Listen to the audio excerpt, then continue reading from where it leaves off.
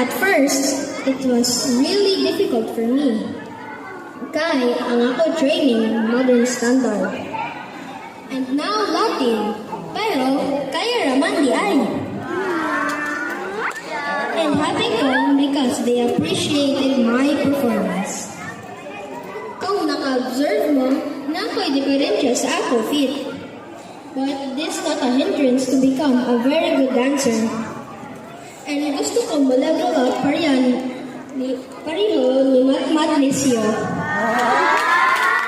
And who is a very good friend of mine na hustler na kaayo sa Latin. To those beginners, I encourage you to continue joining dance sport because it is a form of exercise. Malipay ang ato parents. Kay malikay ta sa mga gadgets. Di ba, parents?